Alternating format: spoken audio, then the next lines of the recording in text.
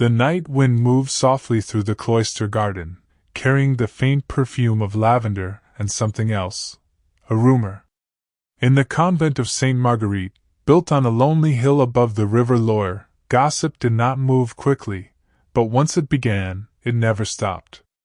The nuns here spoke little, for silence was their vow, yet silence in such places has a strange way of speaking for itself. It began, as many medieval scandals did, with a whisper during prayers.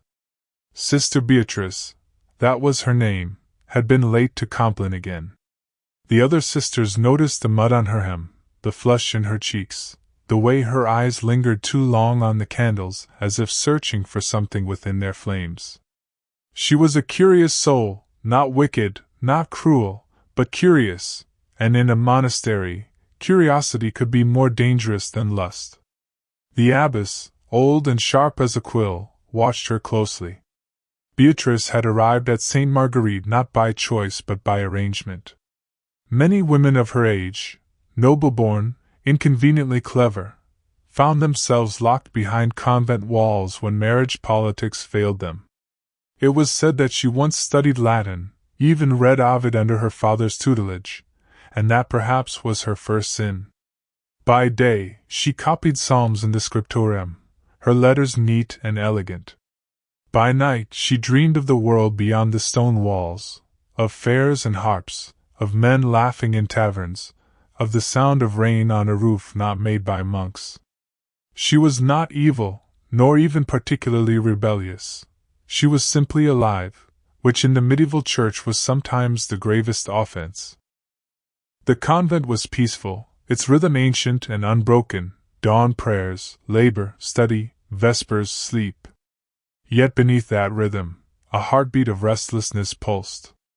Béatrice began to ask small questions, about why the psalms forbade laughter, why Eve alone bore the blame, why the abbess's wine was richer than theirs. Questions became thoughts, thoughts became habits. She lingered near the gate when traders arrived. She once touched the parchment of a forbidden book, and felt her heart race as if it were a lover's hand. It was around this time that a traveler came, a friar, perhaps, or a scholar. Records disagree, as rumors tend to. Some say he brought relics from Rome, others say he brought letters, poetry, and temptation in the form of words. He spoke with the abbess on matters of faith, yet his eyes wandered, as did Béatrice's. They met, as history so often begins, not in sin but in shared curiosity. In the hush of night, the cloister cats prowled, and the sisters whispered the same question: what did she see beyond those walls? And why, when she prayed, did she smile? The abbess took notice. Sister Béatrice, she said one evening, her voice low as the candlelight, curiosity is the devil's tongue. You must silence it before it consumes you. Béatrice bowed her head but said nothing. For silence, she had learned, could protect as much as it concealed. And so, the convent's walls grew thicker around her. Yet even walls have cracks, and through one such crack, a folded parchment would soon pass, a letter sealed in wax and written in a hand not belonging to a nun. But that, dear listener, belongs to another night's whisper. The letter came folded twice, as though even parchment feared to be found guilty. Its seal was plain, its wax the color of dried blood. No one knew how it entered the convent, perhaps slipped through the gate by a merchant, or hidden among the abbess's deliveries of figs and linen. But Sister Béatrice found it under her prayer book one morning, and her hands trembled though she told herself it was from the cold. The words were few, elegant, and strange. To the one who still sees light even in stone walls.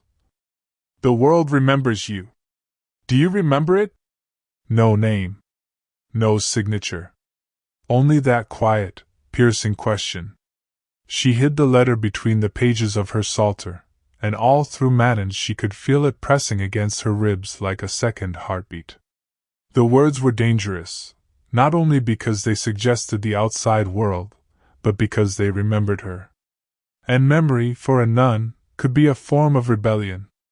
Before the veil, Béatrice had been Lady Béatrice de Mirencourt, the youngest daughter of a minor noble house near Tours. Her father, a man of debts and distant kindness, had intended her for a respectable marriage to a dull cousin with more land than wit. But Béatrice had other ideas. She read. She wandered. She wrote little verses about stars and candle flames that embarrassed her governess. Once, she attended a banquet and spent the entire evening asking the steward how they preserved lemons from Venice. Her mother said she was too clever for her own peace. Then came her father's death in a brief but ruinous skirmish, and the family's fortunes crumbled like the wax seals on his last letters. A dowry could no longer be paid, a husband could no longer be found. And so, at 17, Béatrice was sent to Sainte Marguerite, for the safety of her soul. The abbess received her kindly but firmly, like one might receive an unruly puppy from a neighbor. Béatrice's first night was sleepless. The convent smelled of beeswax and rain-soaked stone. The chanting unsettled her. The silence pressed on her ears like water. For the first time, she understood what eternity might feel like, and it frightened her. Years passed. Her curiosity dulled, though it never died. She became skillful in illuminating manuscripts, painting vines and saints, and strange hybrid beasts that seemed to wink at her from the page. Sometimes she would hide tiny messages within the gold leaf, small rebellions written in Latin, Curiositas est lux animae, curiosity is the light of the soul. The sisters never noticed. Or if they did, they kept her secret, for even a convent needs its flickers of warmth.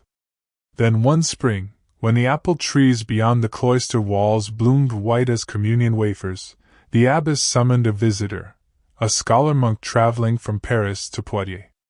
He came bearing new copies of Augustine and Bernard, works to be copied and bound. His name was Brother Matthew, though the sisters later swore he gave another. He was learned, soft-spoken, and had that particular gentleness that makes the clever dangerous. When he spoke of the old philosophers, Béatrice listened more keenly than she ever had to sermons. He praised her script, her grasp of Latin, her choice of pigments. And when he departed, he left behind a small folded scrap of parchment, the kind scholars used to test their quills. On it she found a line written in his hand. "The stars cannot be silenced by cloister walls." At first she laughed. Then she wept. Weeks passed, and another letter appeared, the one you already know, hidden beneath her prayer book. Whether he wrote it or another, she never discovered.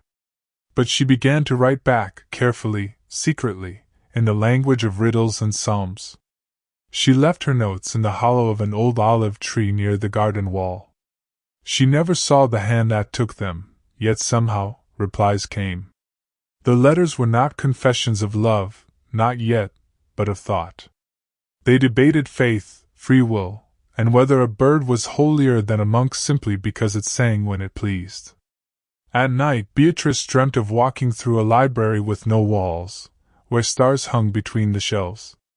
And then, one evening, while she washed altar cloths beside the stream, she saw a reflection in the water, a man's face for just an instant. It vanished, like all forbidden visions do, but the stillness that followed was louder than bells.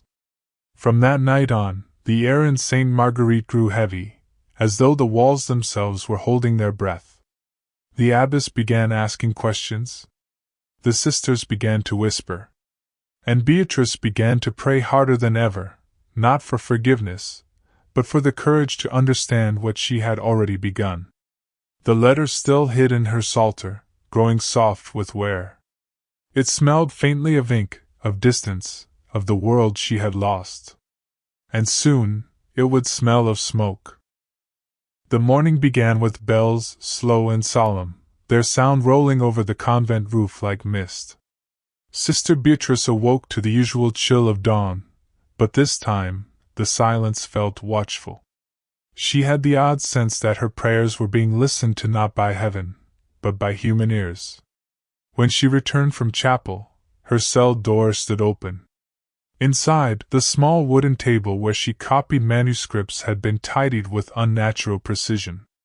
Her psalter lay upon the bed, open not to the Psalms but to the hidden page where her letter had once been pressed. The letter was gone. On her pillow rested a single white feather. A warning, she thought, or a mercy. The abbess called for her before terse. The woman's face, usually placid as marble, now bore the faint tremor of restrained wrath. On the desk between them lay the folded parchment, creased, handled, red. "Explain this," the abbess said, her voice quieter than candle smoke. Béatrice lowered her eyes. To lie would be a sin, to speak the truth a greater one. "It is a letter, Reverend Mother." "From whom?"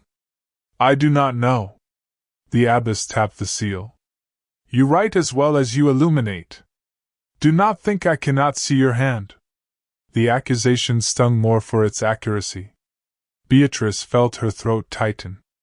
"Then perhaps I wrote to myself," she murmured. That earned a long silence. The abbess dismissed her with a wave. "Silence, sister. No speaking outside of prayer. Not until I decide whether your pen serves God or the devil." It was a punishment worse than confinement. For Béatrice, words were air. To forbid her speech was to drown her quietly. And so began her penance of silence. The convent seemed to change overnight. The sisters avoided her eyes. Meals passed in quiet scraping of spoons, the air thick with curiosity unspoken. The only creature that sought her company was the old black cat who haunted the cloister, an animal tolerated but never fed, as if he too had once broken a vow. Days blurred into each other. Béatrice worked in the scriptorium alone, copying penitential psalms under the abbess's watchful presence. She was allowed no pigment but brown, no gold, no vermilion, only the dull ink of humility. But silence, like any discipline, has loopholes. One evening, while the abbess slept, Béatrice crept to the scriptorium and began another illumination. She painted a vine winding around the margin of a psalm, thin, sinuous, alive. Hidden in its curls, she wrote a single phrase in minuscule letters. "The root still grows beneath the stone." When dawn came, she left the manuscript on the lectern. Whoever copied it next might notice. Whoever read it centuries later might wonder who dared to write it. It was enough. And then, one evening near midsummer, a small miracle, or perhaps mischief, occurred. As she tended the garden by moonlight, a rustle came from the olive tree, the same hollow where she had once hidden her letters. A folded scrap fluttered to the ground. "You are not forgotten." That was all it said, but the words were enough to make her tremble. Her silence cracked. A laugh escaped her lips, quickly stifled by her hand. The cat, watching from the wall, flicked its tail as though amused. The next morning, during prayers, she felt the abbess's gaze like a spear. Had she seen? Heard? The psalms droned on, the sisters' voices weaving a net of devotion that barely held. Then, an accident, perhaps fated. One of the younger sisters, in sweeping the choir stalls, found a second scrap of parchment wedged beneath a bench. Inked in the same familiar hand. It read only, "When God gave us silence, perhaps He meant for us to fill it." The abbess read it aloud before the chapter. The hall froze. "Blasphemy," whispered one nun. "Philosophy," murmured another. Béatrice said nothing. Her lips moved in prayer, but her pulse betrayed her. That night, she was moved to a separate cell. No quills. No candles. Only a crucifix and a wooden bowl of water. Yet through the tiny barred window she could see the garden, and beyond it, the olive tree glowing faintly under the moon. And in the distance, was it her imagination? A faint cough, the sound of a man walking the road beyond the wall. Her vow of silence had become something else entirely, a bridge. For the first time, She realized that even confinement could not contain the human voice. It would seep through cracks, take root in ink, whisper through time. She closed her eyes, smiled, and whispered for the first time in weeks. "Then let them listen." Outside, thunder rolled. Morning came with the scent of wet earth and uncertainty. The storm had broken the night before, scattering branches across the cloister walk and flooding the herb garden. The sisters moved about in silence, sweeping puddles from the chapel floor, their habits damp at the hem. In the pale light, the convent looked less like a fortress of piety, and more like a ship adrift after a long voyage through wind and rain. At prime, a knock sounded at the convent gate. No one ever knocked at that hour. The porteress, startled, hesitated before sliding open the small iron grating. A man stood outside, soaked to the bone, his gray robe clinging to him, a traveling satchel slung over one shoulder. He carried a wooden box sealed with wax and a folded letter bearing the archbishop's sigil. "I come from Tours," he said softly. "By order of his grace, I bear relics for the abbess and a message concerning her scribe, Sister Béatrice." The porteress blanched. News traveled slowly in the 13th century, yet scandal traveled faster than salvation. Within moments, the abbess appeared, her face carved in its usual composure, though her hands trembled as she took the letter. The traveler bowed. "I am Brother Matthew," he said, lowering his hood. "Scholar of the Order of Saint Victor." Béatrice, sweeping the cloister nearby, heard the name and felt the air leave her chest. It was the same name she had written in her psalter, the same hand that had once left words in the olive tree. Or was it coincidence, that cruel twin of fate? The abbess led him inside. The sisters whispered after the door closed, their curiosity circling like ravens over an unburied secret. By midday, the news spread through the convent like the scent of wax melting too near a flame. The church had sent an investigator. Whether to verify relics or rumors, no one knew. Béatrice was summoned that evening to the refectory, where the abbess sat at the high table, Brother Matthew beside her. His face was thinner than she remembered, the lines at his eyes deepened, but his voice still carried that measured gentleness that could make even scripture sound like poetry. "Sister Béatrice," said the abbess, "Brother Matthew wishes to speak with you on matters of your transcription. He believes your talent may serve the wider church, under guidance." Béatrice bowed low. "As you wish, Reverend Mother."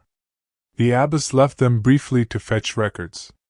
In that moment, silence bloomed between them, fragile as spring. "I should not have come," he murmured. "Then why did you? To see if you were real, or only a name that haunted my prayers." Béatrice looked toward the crucifix at the far end of the hall. "Names are safer than faces, brother." He smiled faintly.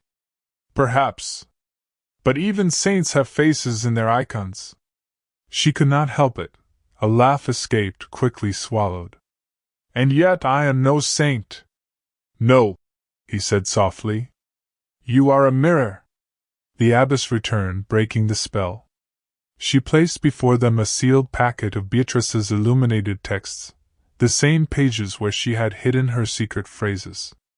Brother Matthew examined them with care, his eyes unreadable. "These are exquisite," he said. "I see the hand of faith in every line." But Béatrice saw the flicker in his gaze, the recognition of what lay hidden among the vines and gilded saints. He knew. And that knowledge would either damn or save her. That night, a restless wind swept through the convent again. Béatrice lay awake, listening to the storm's memory echoing in the roof beams.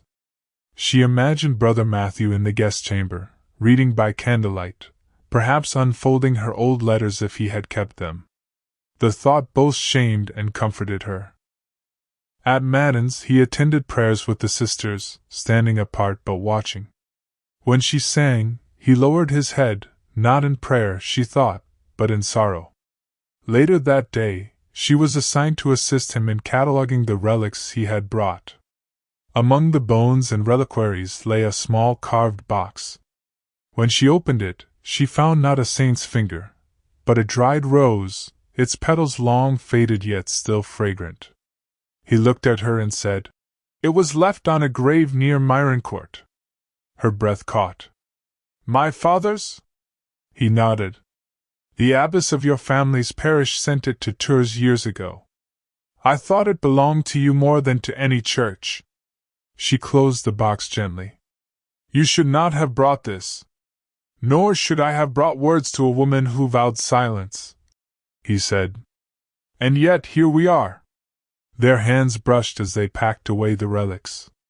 The touch was brief, but in that briefness lived the whole unspoken weight of longing, the kind that neither prayer nor punishment can cleanse. That evening, as the sun bled into the hills, Béatrice stood by the cloister window, her reflection mingling with the fading light. She knew what her heart wanted, and she knew what the church demanded, and between them lay a silence vast as any desert. She whispered to the glass, "If sin is merely love misplaced, then perhaps even God must forgive it." Outside, Brother Matthew paused on the path below, as if he'd heard. And the bells began to ring for vespers, deep and distant, calling her back to duty, to faith, to the thin line she was about to cross. The convent bells tolled the first hour before dawn, their sound heavy with dew and the faint ache of distance. The sisters gathered for matins in the chapel, their voices low, weaving psalms that rose like smoke toward the painted ceiling. Among them, Sister Béatrice sang quietly, her eyes fixed not on the altar, but on the narrow lattice of the confessional. Beyond that carved wooden veil sat Brother Matthew, assigned by the abbess to hear confessions and copy the Latin hymns that would accompany the relics display. It was a practical arrangement. It was also a dangerous one. The first note was an accident, or so Béatrice told herself. A scrap of parchment she had used to test her quill, forgotten between the pages of a psalter. She'd written one line only. "Faith is not the absence of desire, but its disguise." When she returned the book to the chapel shelf, she did not expect it to be found. But the next morning, when she came to her desk, she discovered a folded response tucked beneath the inkwell. "Then let us both keep our disguises, sister." No name, no signature, just that single sentence, written in the same precise hand she had once known from the University Scriptorium of Paris. It began as a game of words, a secret exchange of ink and longing hidden within the hollow of holiness. Each night Béatrice would slip a note through the lattice before the final prayers. By dawn, a new one would be waiting, faintly scented with wax and travel dust. "Do you still dream of freedom?" he asked in one. She replied, "Only when I forget to fear it." The days in the convent continued as if untouched. The sisters tended the garden, scrubbed the refectory floors, and copied psalms for distant patrons. Béatrice went about her duties with measured calm, but inside, something vast and reckless stirred. Her heart no longer beat to the rhythm of the bells, but to the slow unfolding of each new letter.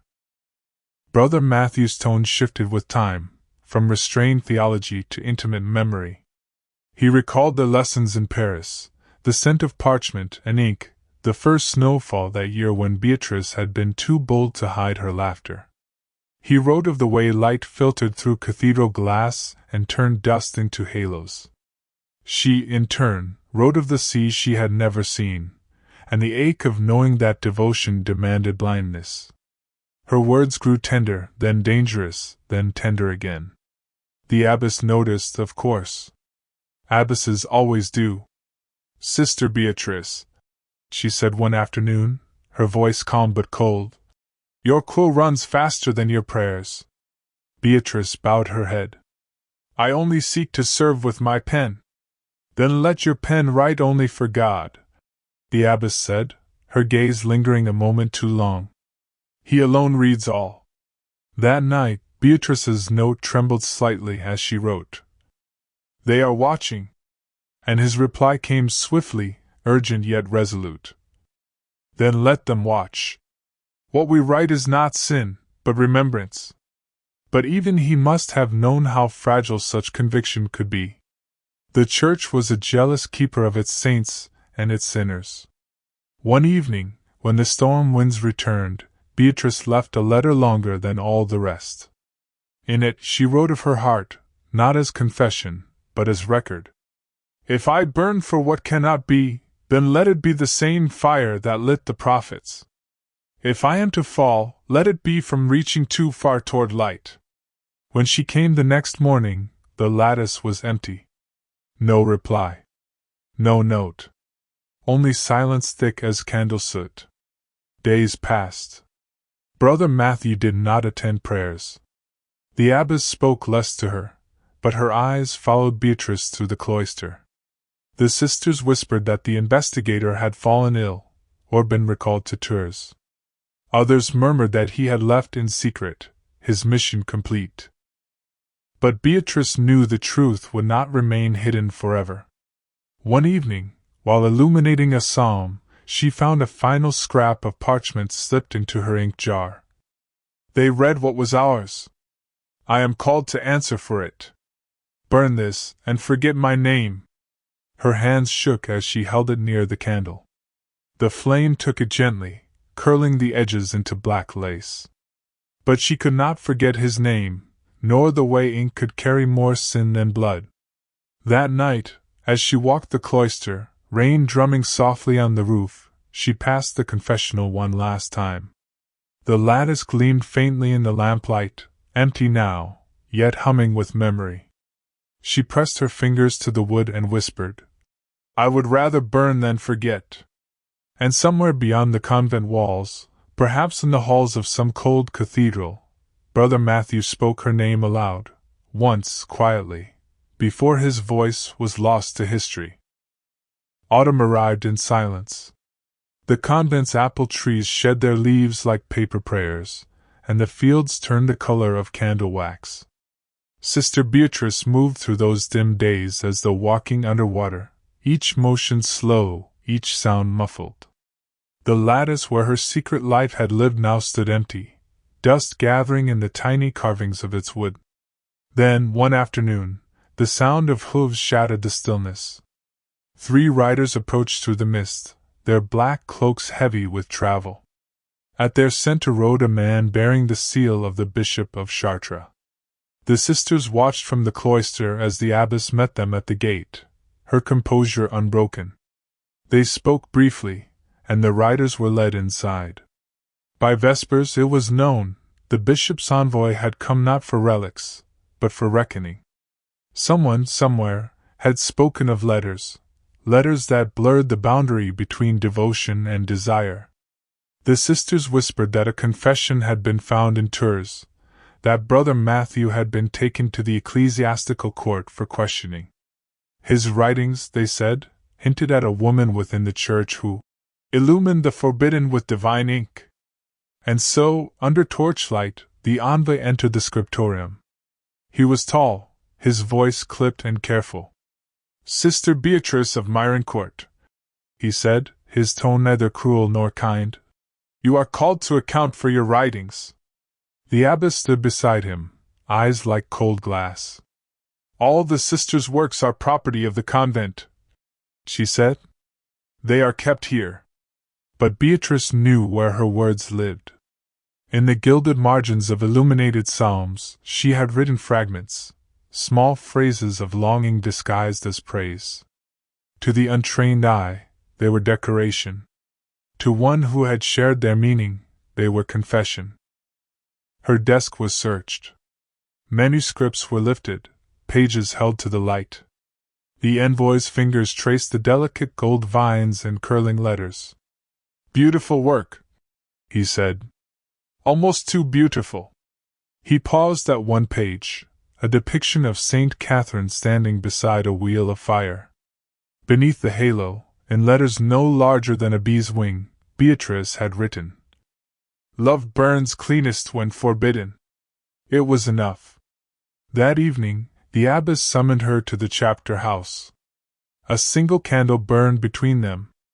"You have brought shame upon this convent," the abbess said. "And danger." "I brought only beauty," Béatrice replied softly. "Beauty ungoverned becomes pride," said the abbess.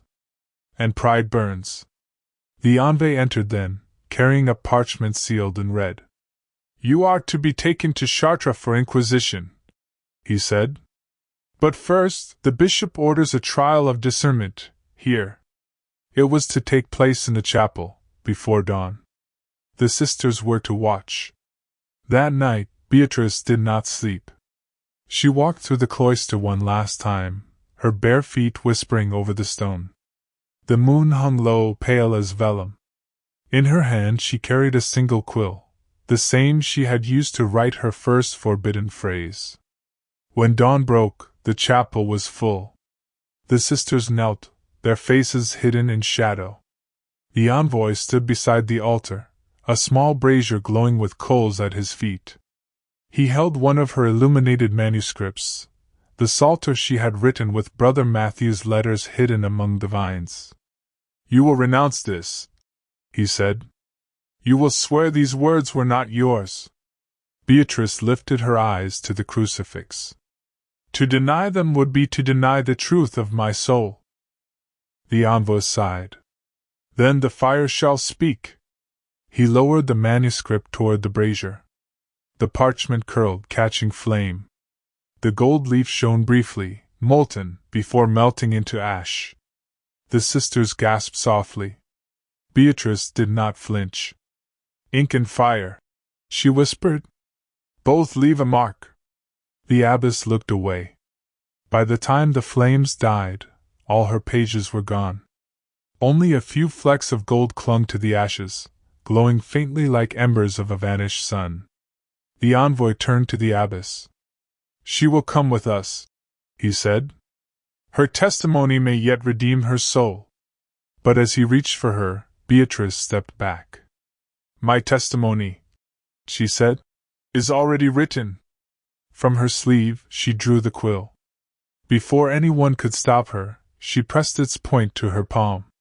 Blood welled up, a dark, steady line. With it, she traced a cross on the floor. "Let them burn my pages," she said. "But not my voice." And then she fainted. When she awoke, she was in her cell, the morning sun slanting across the wall. The door was barred from the outside. Through the narrow slit of the window, she saw the riders departing, their cloaks vanishing into the mist. They had gone without her. In the corner of the cell lay a single scrap of parchment. Upon it, written in the familiar hand of Brother Matthew, were 6 words. "I confessed, but not your name." Tears came quietly then, as soft as rain on stone. The days that followed blurred into one another, a soft gray procession of candlelight and whispers. The storm clouds hung low over the abbey, and the fields outside lay bare. Sister Béatrice's cell was small, a space meant for contemplation, not confinement, but its silence now had weight.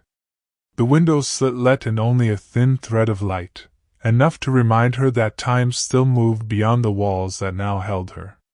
Each morning she heard the sisters pass outside her door on their way to prayers. They did not speak to her, but she could sense their unease, the hush of their steps, the way they lingered just long enough to leave a bowl of broth or a crust of bread. The abbess did not visit for a week. When she finally came, her face was drawn, her composure cracked at the edges. "You have forced my hand, Béatrice," she said, voice barely above a whisper. "The bishop's envoy has left, but they will return. They await your recantation." Béatrice sat on the edge of her cot, the dim light gilding her hair like a forgotten icon. "They will not have it," she said simply. The abbess's lips trembled, not with anger, but with something closer to grief. "You think yourself brave. But bravery without obedience is rebellion." "And obedience without truth?" Béatrice asked quietly. "Is that salvation?" The abbess turned away. Your pride blinds you. The church is not kind to those who write their own gospel. When the door closed again, Béatrice was alone with the sound of the wind pressing against the stone. That night, she could not sleep. The silence was too vast, too expectant, as if the very walls were listening. And so, she began to write. There was no parchment, no ink, only the stub of a burned candle and the sharp edge of its wick. She dipped it into the soot gathered in her lamp and pressed the black tip against the stone. The first line she wrote was not scripture, but memory. In the beginning was the Word, and the Word was ours. Every night thereafter, she wrote a little more. Her story unfolded across the cold surface of her cell, sentences winding between the cracks in the stone, curving around the window slit where the moonlight fell. She wrote of her childhood in Mironcourt, of the monastery in Paris, of Brother Matthew's laughter echoing in cloisters where it was forbidden to laugh. She wrote of the letters, the lattice, the fire. When the soot ran low, she ground bits of burnt bread and mixed it with water to make a darker paste. Her fingers grew raw, but the act of writing kept her alive. Outside, the convent had changed. The sisters whispered about omens, a crow found dead in the courtyard, the bell rope fraying, the relics tarnishing in their glass case. Some said the abbey was cursed by sin, others that it was being tested by God. The abbess began to keep vigil each night before the altar, praying for forgiveness she could not name. And sometimes, when the wind rose, she thought she heard faint scratching sounds from Béatrice's cell, the slow, steady rhythm of a quill that refused to stop even after its ink had turned to ash. Weeks passed. One night, a young novice named Isolde was sent to bring Béatrice her meal. She lingered by the door, curious. "Sister," she whispered, "why do you not pray for release?" Béatrice smiled faintly in the dark. "Because prayer asks for deliverance," she said. "But I already have purpose." Isolde frowned. "What purpose can live in shadow?" Béatrice lifted a hand, its fingers stained black. "To remind light that it once belonged here." The novice left in silence. Yet, the next evening, a small piece of parchment appeared beneath Béatrice's bowl. On it, in uncertain handwriting, were 4 words. "Tell me your story." Béatrice smiled. She had found her first listener. And so, as the nights grew longer, she began teaching Isolde through the door, reciting passages she had memorized, dictating lines of her forbidden work. The girl would whisper them back, committing them to memory. In time, she began smuggling bits of parchment, hidden inside loaves of bread, copying what Béatrice had written on her walls. A secret history began to take shape, one that no bishop could burn. But danger crept close. Rumors reached the abbeys that the bishop's men were returning, this time with orders for formal inquisition.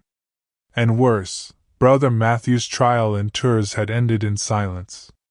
Some said he had confessed under torture, others, that he had vanished from his cell. When Béatrice heard, she felt no tears. Only a strange stillness, like the quiet between lightning and thunder. That night she wrote her final line upon the stone. "If words can burn, then let them light the path for those who remain." Then she pressed her hand, blackened with soot, against the wall, leaving the print like a benediction. When the abbess came at dawn, she found Béatrice kneeling in the same place, her eyes closed, her face serene. Around her, the walls shimmered with faint words, hundreds of them, like constellations of ink in a sky of stone. The abbess whispered, "God forgive us all." Outside, the first frost of winter settled on the convent roof, and somewhere in the distance, a bell tolled, not for death, but for remembrance. The morning the bishop's men returned, the convent bells rang out of rhythm, 3 quick tolls, then silence. It was the sound of warning, though few beyond the cloister walls would know it. The air was brittle with frost, and the sky hung low like the inside of a tarnished chalice. Sister Isolde had not slept. She knelt beside Beatrice's cell, ear pressed against the wood, whispering prayers to a woman who would no longer answer. When dawn came, she opened the door and stepped inside. Beatrice was gone. Her body remained, still and peaceful, as though she had only paused mid-breath. Her hands were folded, ink-stained even in death. Around her, the walls shimmered faintly with writing, words drawn from soot and sorrow, glowing in the new light like faded constellations. Isolde wept. Not the loud weeping of despair, but the quiet kind that comes when a world has ended. Then, through her tears, she remembered Beatrice's final words. If words can burn, then let them light the path for those who remain. And so she began her task. Before the abbess or the bishop's men could arrive, Isolde tore loose the scraps of parchment she had hidden, folded them into her cloak, and pressed her palm to the blackened wall one last time. I will carry you, she whispered. Even if the world forgets. The abbey stirred with movement. Hooves on the cobbles, voices in Latin, the rustle of heavy robes. The bishop's envoy entered the chapel, demanding access to Beatrice's writings. The abbess met him at the altar, her hands clasped too tightly to hide their tremor. She has been judged by God, the abbess said, her voice measured. Her words were destroyed. Destroyed? The envoy frowned. You mean burned? The abbess nodded once. Burned to ash, as all mortal pride must be. He studied her face for a long moment. The bishop will be displeased. He wanted them for the record.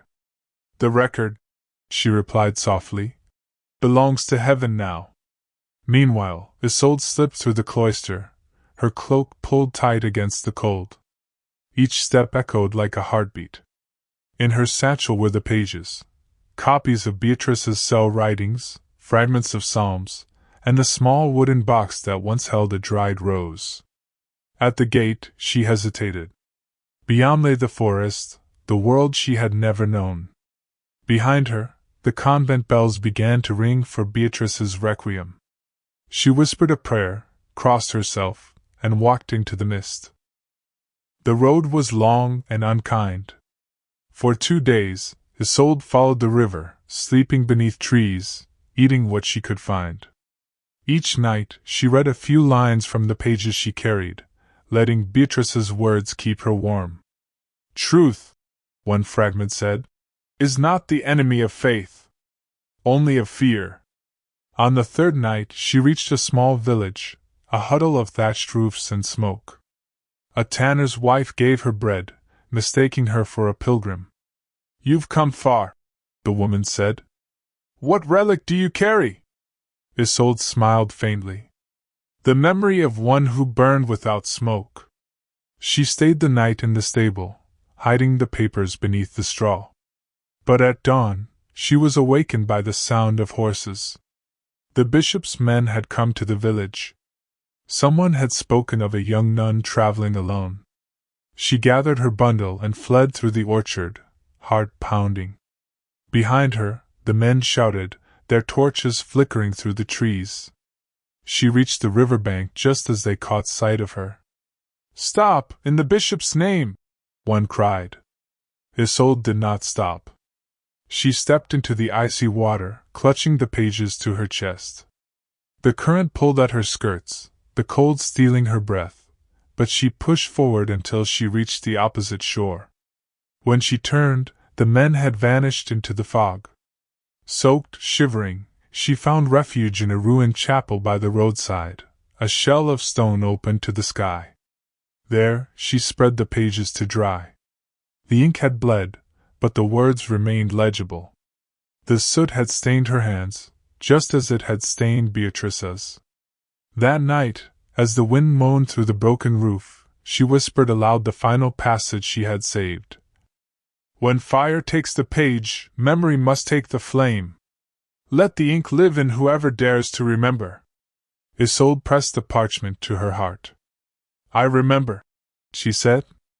By dawn, the snow had begun to fall. The world seemed washed clean, though beneath that purity, the ashes of her teacher's words still smoldered. She continued south, toward the city of Poitiers, where she hoped to find sanctuary among scholars who still valued words over obedience. In time, she would find them. In time, Béatrice's writings would be recopied, bound in secret under another name, the Book of Ashes. And though centuries would pass, and the church would change, there would always be whispers, of a nun who wrote love into scripture, and of a novice who carried her flame into history. Years passed, and the convent of Sainte Marguerite settled into its usual rhythm, though a shadow lingered over its halls.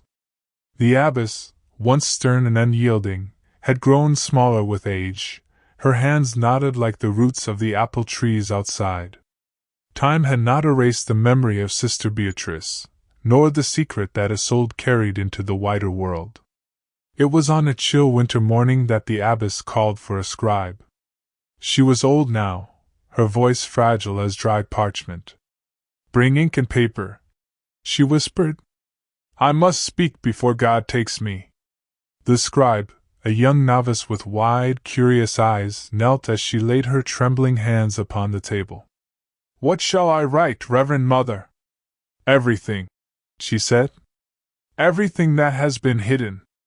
And so began the last confession. She wrote of Béatrice, her brilliance, her curiosity, her laughter that had once echoed like bells through the stone corridors. She wrote of the letters, of the secret exchanges through the lattice, and of the manuscripts hidden in olive trees and under altar cloths. She wrote of the fire that had consumed the psalter, and of the tiny embers that had survived in Isolde's hands. She wrote of Brother Matthew, of his gentle voice and the lines of his letters, and of how she had allowed the novice to escape with fragments of the writings before the bishop's men could seize them. She admitted her fear, her guilt, her awe, how a life spent in obedience had been shattered by the vivid humanity of one young nun. The abbess's hand shook as she penned the final line. "I have served God, but I have also served memory. Let these words bear witness. The flame of the human heart cannot be extinguished by stone, ink, or fear." She folded the parchment carefully, sealing it with wax and marking it for the bishop. "Let this be read only when I am gone," she murmured. In the final days of her life, she often walked alone through the cloister, her eyes lingering on the walls that had once borne Béatrice's soot-stained words.